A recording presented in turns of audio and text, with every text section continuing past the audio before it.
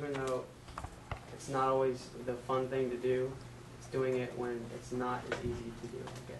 Doing what? The acts of service. What are they? Just things that would be helpful to her, that would be maybe things she You mean likes to be do. guessing, for me to guess the rest of my life and do things and hope they're meaningful to her and not being assured they're meaningful and if I'm even hitting the target or not. Anybody want to play that game? I don't want to play that game. Guess what my primary language of loving is not?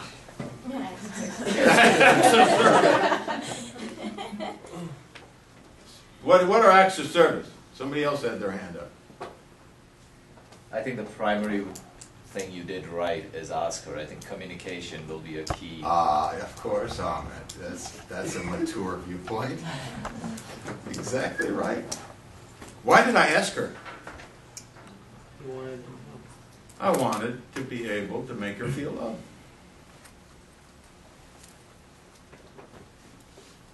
I love you. That's easy to say. But, you know, you tell your children, I love you. And then they go into the office of the counselor and say, my parents don't love me. And the counselor says, well, let's ask your parents. Hello, I have your child in my office. And they say you don't love them. Is that true? Oh, how ridiculous. I work my fingers to the bone so that they can be in school. And I provide clothes for them. And I feed them. And I protect them. And of course I love them. The kid says, they don't love me. What's the problem? He put his finger right on it. Obviously, gifts, food, all that, time spent working is meaningless to them. Acts of service, fixing their dinner, meaningless to some people.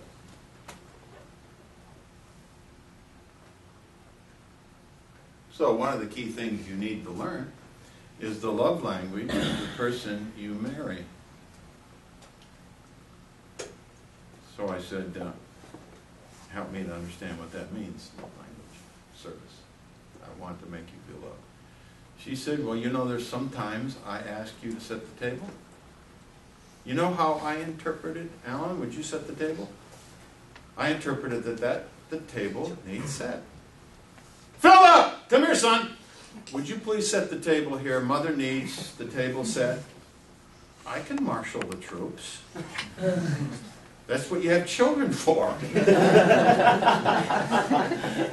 Well, that's what they used to have them for on the farm, isn't it? For workers, yes? That's exactly right. I taught my children to work. And I turned over the lawnmower to them. And after a while, they turned it back to me. That's a bummer. They got married. Went off and left me. Oh, you're dead. So I said, you mean it matters who sets the table? That's just a revelation to me. She said, sometimes. Oh, sometimes, thank God. It wasn't always. She could have played this game with me, you know, my service. I wish you would fix the meals, clean the house, do the dishes, the laundry. Then what would I say? Well, what do you plan to do? Feel loved. Well, guess how that would go over? I'm not a moron. That's called being manipulated. Right? And there are girls in here who are huge manipulators. Remember that, guys.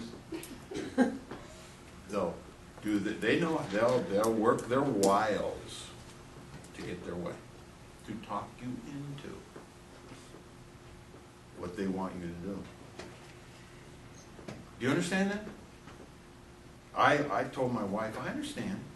I said, more power to you. Work whatever wiles you have. If you can talk me into it, that's great. Try. I enjoy being talked into it. They're nice to you when they try and talk you into something. You understand?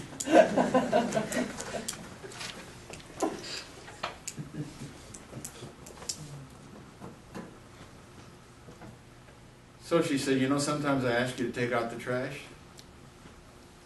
It matters who takes the trash out. Trash is trash. Out is out. We just want it out. Never mattered to me who took it out as long as I didn't have to do it. Never mattered to me. If it bothered me enough, I did it.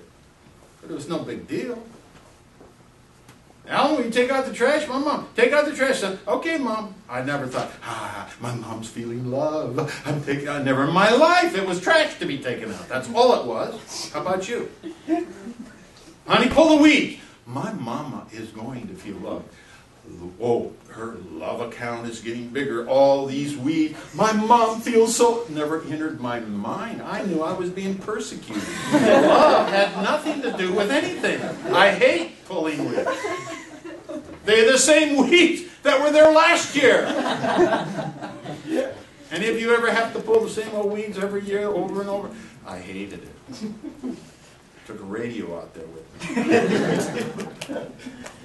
After a while, I'd lay down on my back, look up at the sky, wished I was somewhere else. Anybody know what I'm talking about? Honey, those weeds are never going to get pulled unless you get at them. All right, I'm doing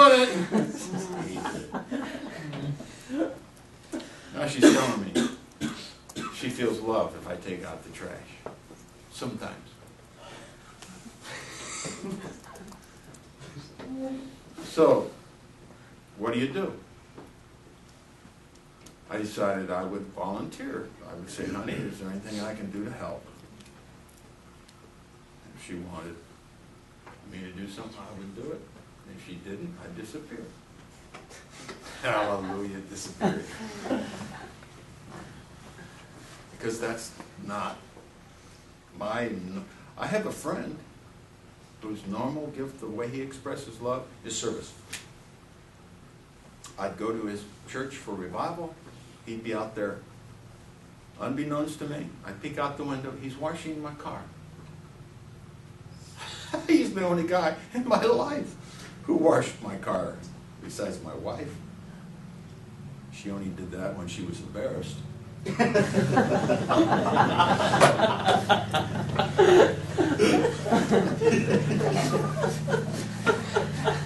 I normally kept my car nice, guys. That was good. That's good. Lots of problems because people don't know this. But there's a lot of other problems. And so the issue comes up, what is the basic meaning of love, students? The word agape. I see you're going to do well on the test next period. Next time we meet together. Agape, what is it? What is it? It's Say it again. choice. Huh? It's choice, self-sacrifice. A love. Okay, a love has nothing to do with your feelings. I hope all of you have phileo in your marriage. I hope all of you really can maintain like toward the person you marry. But that will come and go. That will cycle. Depending on, for some of you, the time of month. If that affects you, if you have big hormonal change, so all women do not. My wife told me I apologized to my boys as they were getting married. Boys, you have not had a normal woman for a mother. You have no idea what most normal women are like. Her monthly cycle never affected her emotions.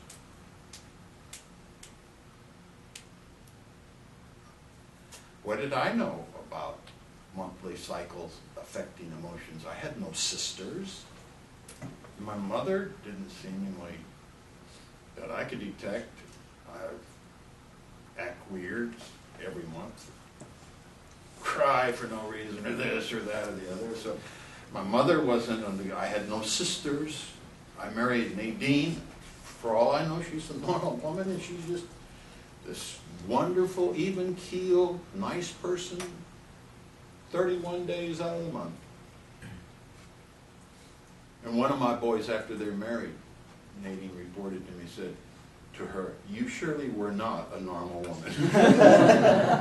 Evidently, he married one that was quite normal. And he wasn't prepared for the hormonal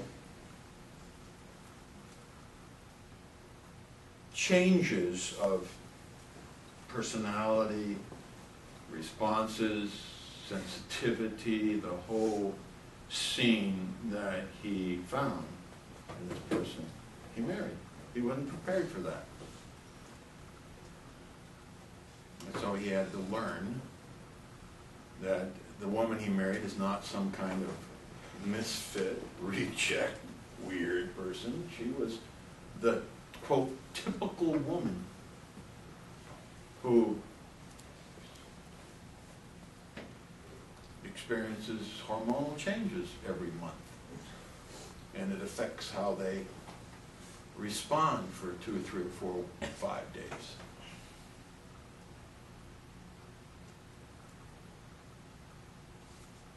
There are all kinds of things that affect relationships.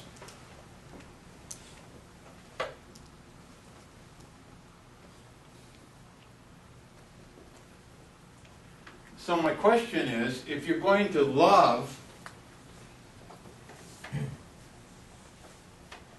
so you don't receive the warmth of affection you were hoping for and you wanted, because they have a headache, they're not in the mood, they're not feeling well. Whatever phrase they use, it's a sense of rejection. Whether they intend it to be rejection, a person who's wanting to be romantic and physically intimate, and the other person says ever so nicely, no, no is no. It's not yes. And no matter how nicely you say no, it's not happiness for the other person. Well, they ought to understand. They ought to be kind and sympathetic. And yes, that's in an ideal world. That's exactly right. But nobody's prepared them to be idealistic. They've learned that you can't have sex until you're married. And so they think that once you're married, you can have as much sex as you want, whenever you want, because it's all okay.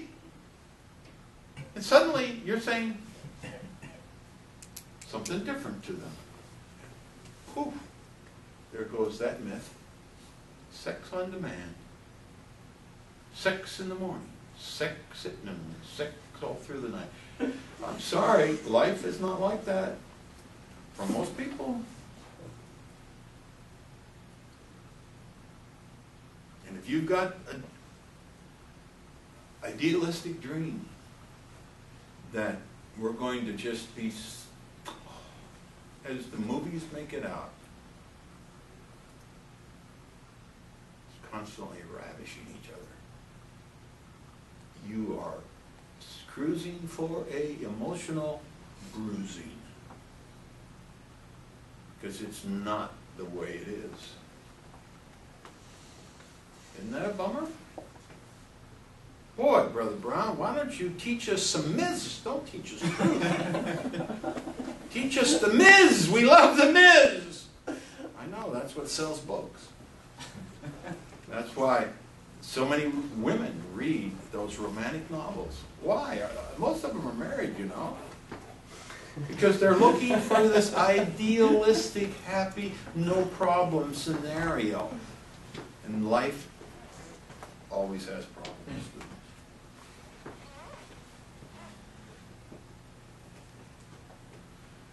So the issue comes up, what are you going to do when you have the problems? And so let me give you a scenario. you need, once you get married, you need a weekly checkup.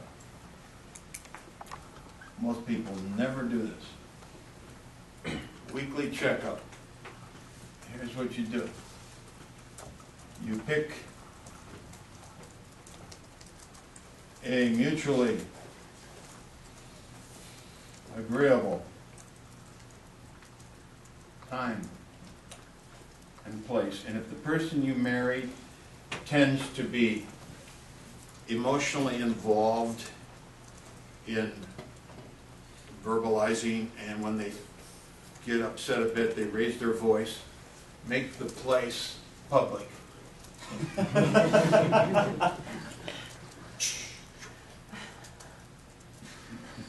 In a restaurant somewhere.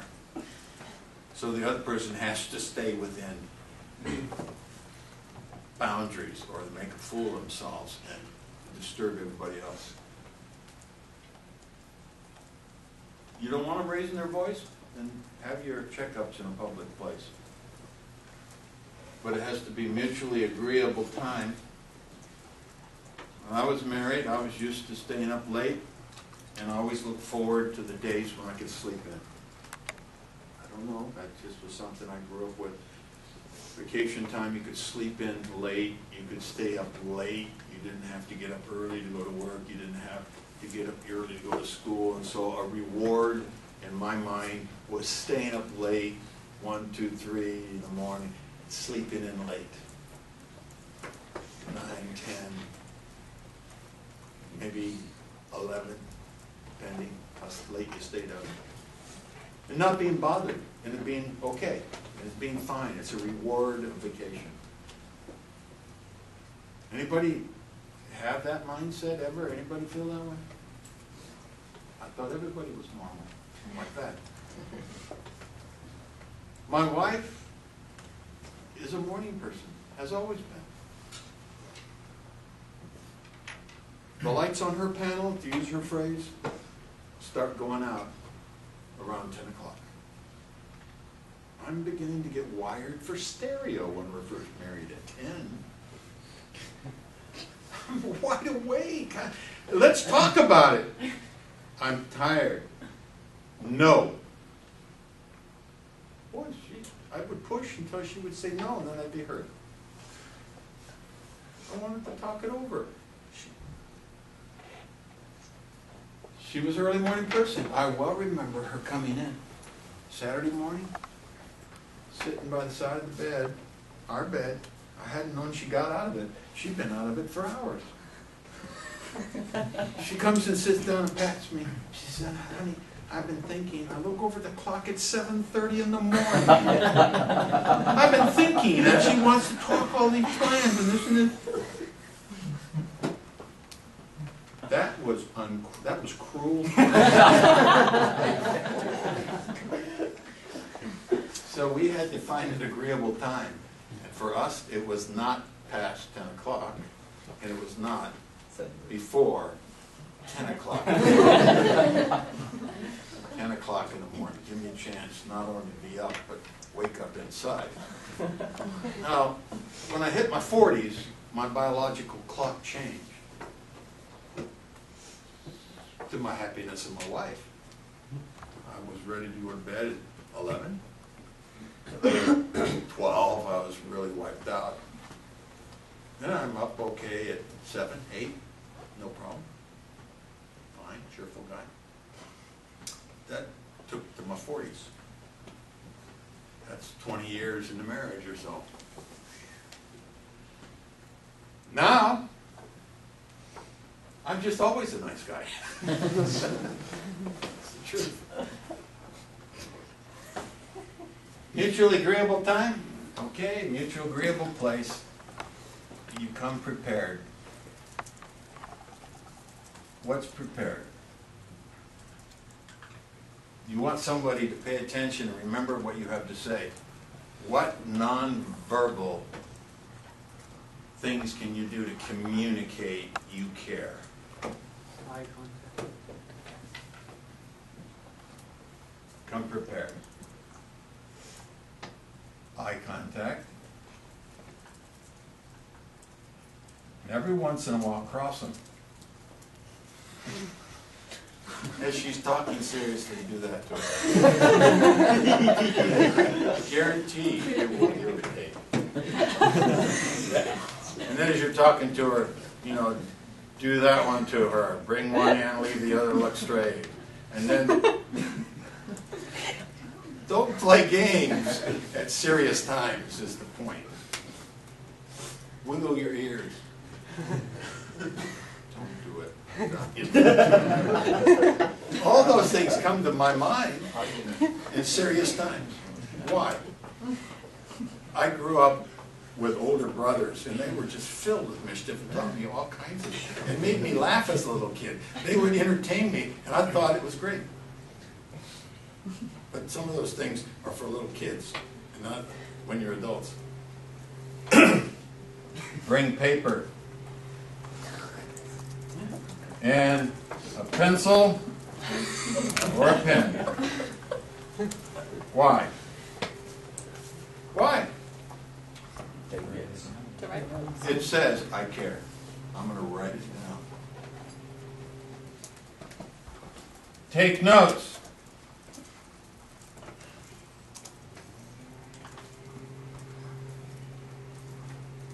Do it so she can't see what you're writing. You can write, this is dumb. This is boring. You're paying attention. It looks like you're taking notes. Communicate and care. You with me? This is very important. Especially if the other person feels strongly and wants you to understand and get something. For you to, don't draw pictures where she can see. Don't draw pictures. Don't doodle. It's how to have a discussion without fighting.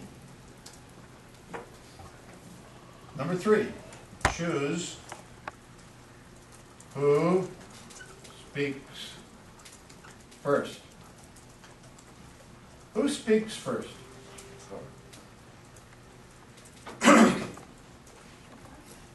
Well, who wants to go first? She says, well, I don't care. You say, I don't care. Then you say, okay, I'll go first. And then the person who listens, the other person can say nothing. Make no gestures. Roll your eyes. Get a look of pain on your face. Do this.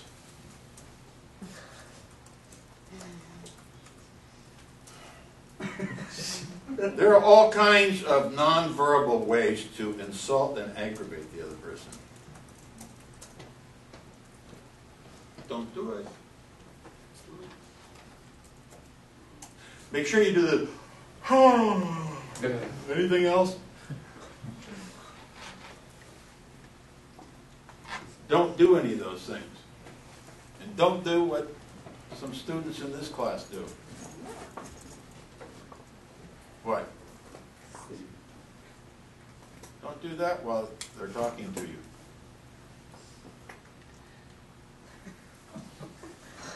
That's really paying attention. You got to fake it. If you don't feel it, do the right thing. Or it will communicate wrong stuff. Are you with me?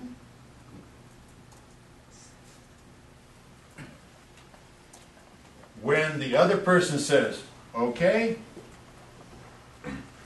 it's your turn. You may open your mouth and reply. Refute. Say what you said is only partially true. That's not the way I remember it. I don't agree with what you said about this issue. And then you point by point refute what the other person said. They can say nothing. And your body language right here is closed. And you have a little smile on your face now, but before I said that, you were not friendly looking.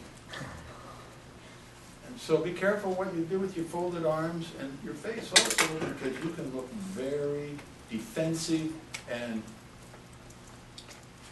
closed. And that's not the name of the game. You with me?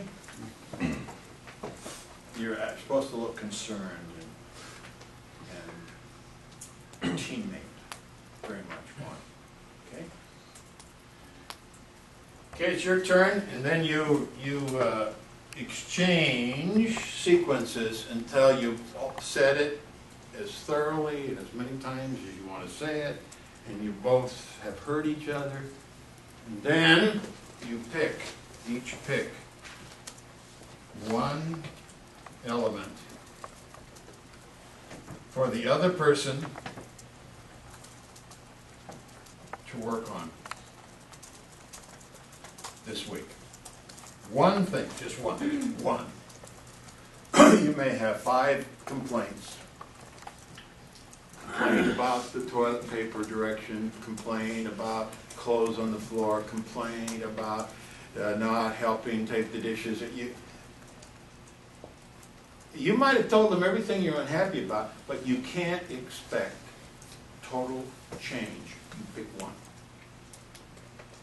So you're obviously going to pick the most important one to you, right?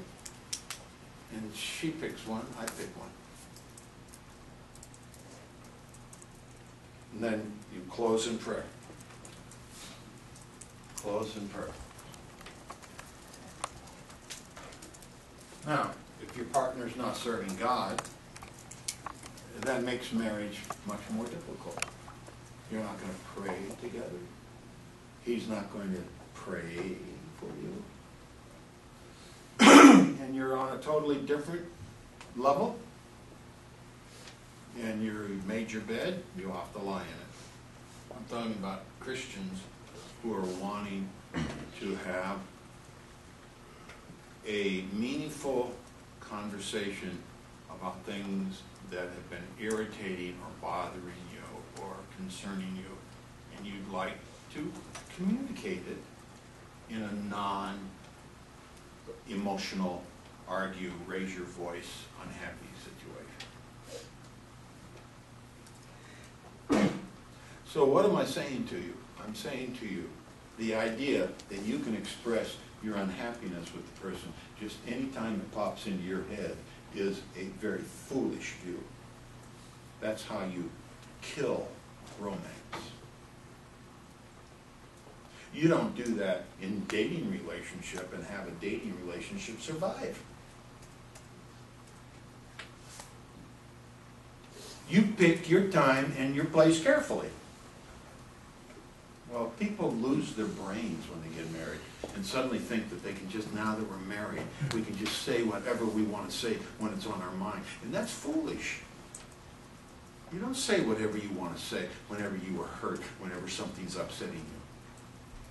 If you're upset, do not communicate during your upsetness. Things are always exaggerated in your own mind when you're emotionally upset. They are. It's not the time to talk. This is the time.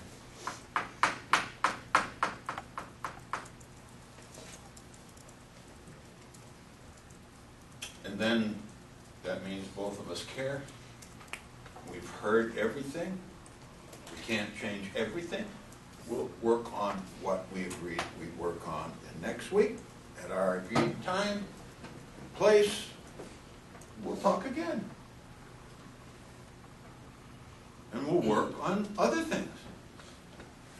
Because there's going to be lots of things, little things you want to tweak. To you, it would be no big thing if they would just do it. It is a big thing to even remember it for some people, let alone do it. And you need to understand that. And when you're talking, you want to be kind and courtesy. That is the most lame, stupid thing I ever heard. Now that may be exactly what you think, but that's not kind, it isn't courtesy, it's It's not patient. Those kind of words are inflammatory.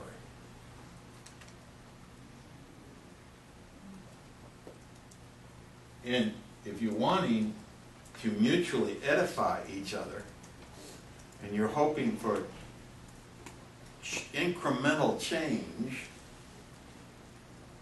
then you be kind and you work on it one at a time. And you pray for each other. Because there are going to be some things, students, I hate to tell you, there's going to be some things that will never change. You're just going to have to cope and ask God's grace to enable you to be kind and loving and romantic, even if it is repulsive or a bit gross. And God has grace. God has grace. Yes? What do you do if you go to, or you have a weekly checkup and only one of you has a problem or has a disagreement and the other person doesn't? Well, I Do you think wait- that's do you fine. wait until both of You're you trying to are- help the other person shape up. And if they have nothing that you to shape up, well, you're Mr. Perfect. And I'm very happy when my wife has no complaints. I don't think it's ever happened. But I would have loved it. I had things I wanted her to improve on.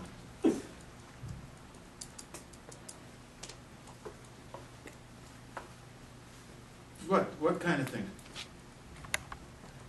Whatever I wish she'd stop doing. For example, I always put the cap back on the toothpaste. I do. If it's a screw on a, you know why I do? Anybody have a clue? It hardens. She rarely puts it on. What's the solution to that? It's very simple. She has her tube of toothpaste, I have mine. But that's not romantic, and that's not togetherness in some people's mind. In her mind, it shouldn't bother me. Why are you so picky over everything? Everything. Don't you love that word? Everything. I talk about the toothpaste thing. I'm picky over everything. That's not how to win friends and influence people. You know?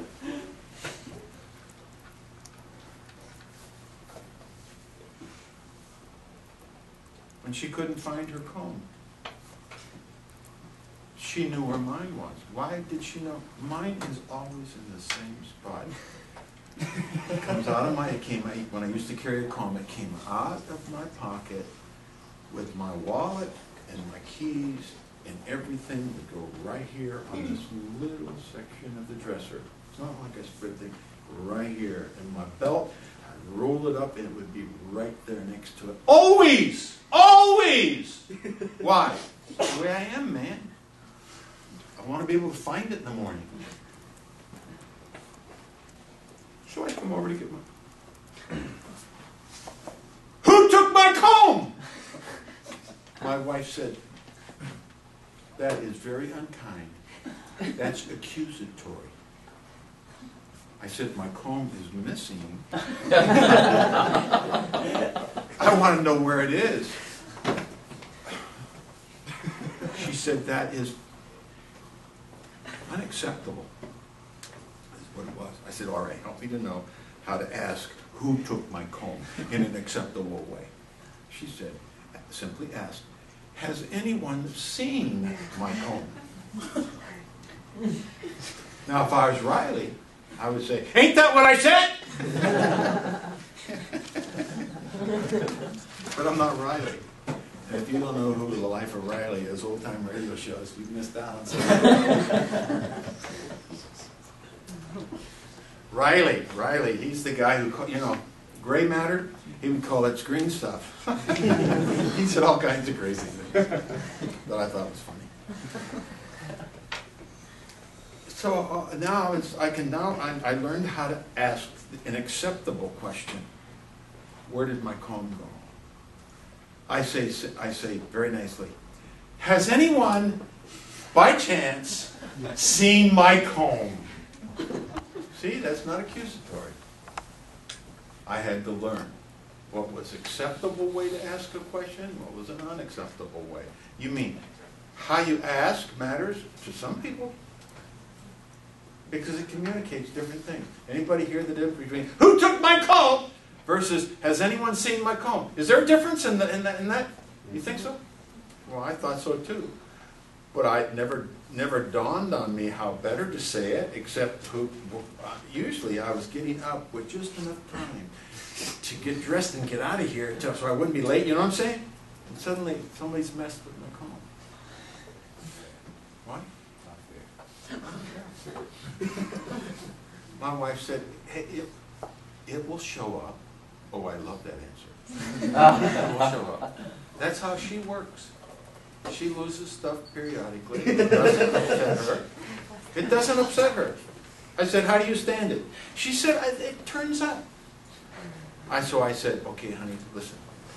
I said, whenever you lose your glasses, $200, $300, $400 glasses, please don't tell me. Keep it a secret from me. And when they turn up, I'm happy for you, but don't tell me. You know why? It ties me in a knot inside. And I want to say what a smart man doesn't say. What do I want to say? How in the world can you lose your glasses? She says, well, I keep taking them off. Stop taking them off. She said, well, I can't see something. I don't need them for long to chain them around your neck. And so she got a chain. Why? Because she wouldn't remember where she set them down. My brain is not wired that way. Anybody in here periodically misplace stuff, but you always find it? Can I see your hand? Okay, quite a few hands. The point is you learn to live with it, and it doesn't, you either sends you into a tizzy every time, or you decide it's not worth that, it will show up sooner or later, I'll just have a little prayer, Lord help me to find it, and it'll show up after a while, and it's no big deal. How many have learned how to make it no big deal? Yeah, okay, about everyone who raised their hand also said they've learned how to make it no big deal. For me, it was always a big deal. I didn't lose things. It's just the way I'm wired. She had no clue. Those are the type of things. They're the little foxes, obviously. But you know what the scripture says? Little foxes what? Spoil the vine. So how many of these things are you going to encounter and you had no way of knowing? Well, I'm trying to tell you some of these things so you start observing the person you date. Are they picky? Are they particular? Are they fussy about what foods they eat?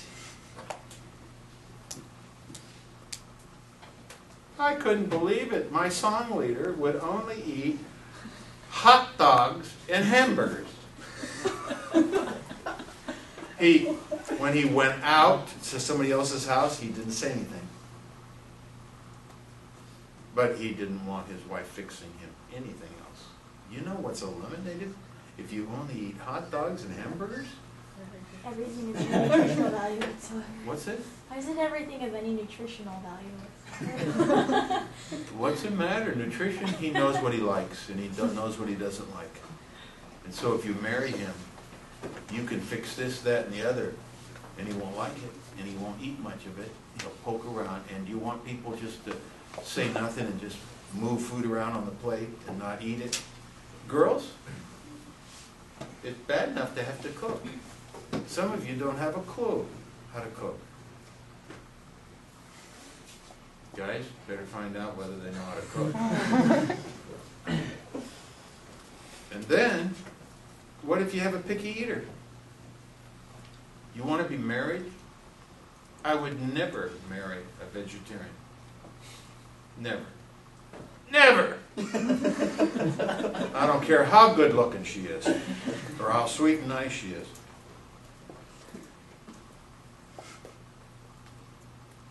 Oh, I might. But I don't think so. You know, is food a big thing in culture? It is a big thing. You better make sure you have compatible food. You say, I'm not marrying food, I'm marrying him, her. You're marrying all their idiosyncrasies too.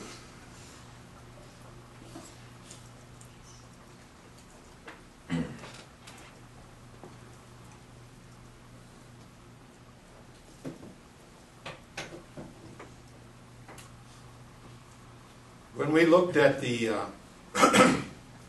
problems, the 3 problems in that material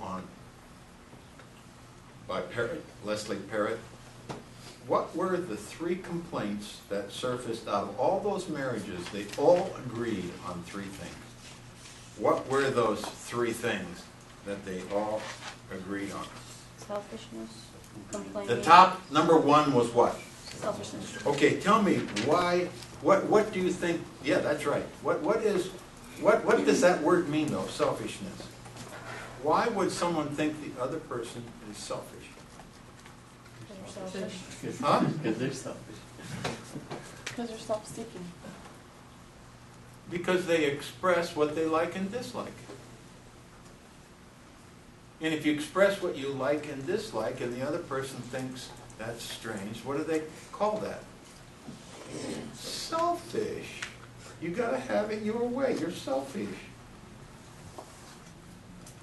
Wanting my comb to be where I put my comb and available when I want is selfish. Isn't that all about me? It wasn't all about somebody else, was it? And the fact that I couldn't find my comb showed I was selfish. Well, you know what I did? You know how to solve that? I bought 3 other combs and hid them. And so when my comb disappeared, I'd say nothing. I'd go to my stash, I'd get another comb out, and I'd merrily go on my way, and my other comb might or might not show up. But it was a happy solution for me internally. There was no slow burn, no irritation, no. It was a creative solution. She doesn't know. I'll never tell her where the other combs are because she'd get those too. You understand what I'm saying? So is it right or wrong to have secret stash? In a marriage, do you want your hubby having a secret stash or your wife having a secret stash? What would that look like, feel like? It starts with S. And it has ish on the end. What does it look like they are? Selfish. My wife told me that her mom grew up very poor, very poor. When she got candy, her mom got candy, she hid it in her clothing drawer and didn't offer to have all the 4 children boom, swallow it down whole like a dog and then sniff around for more where to go. You ever seen a dog? Go.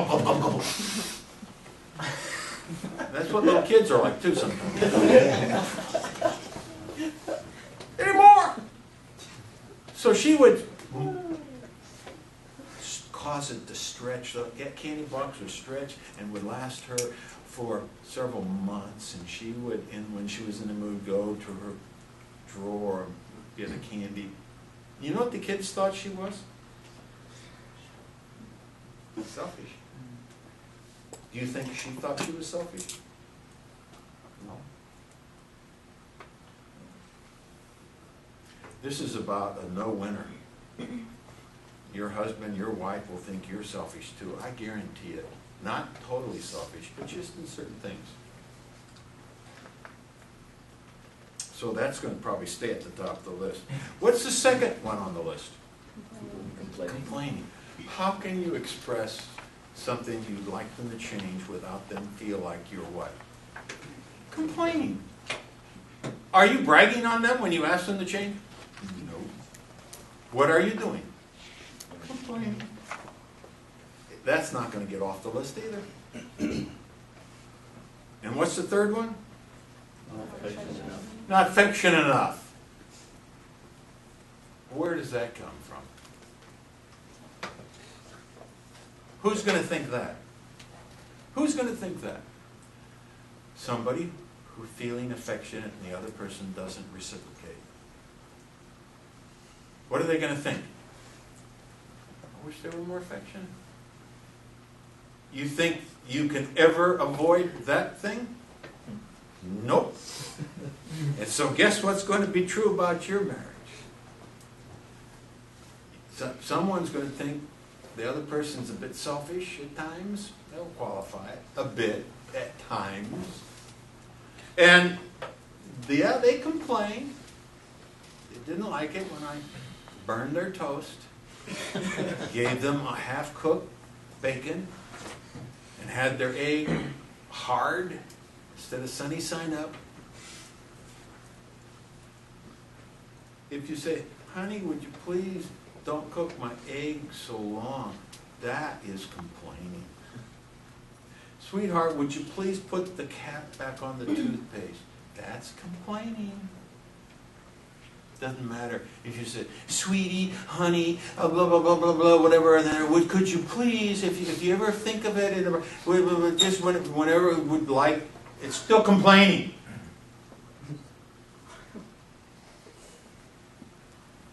Not affectionate enough. Wow.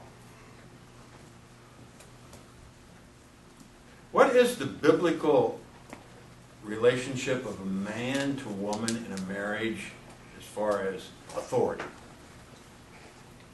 Who's the boss? Who's the boss? What a bunch of cowards.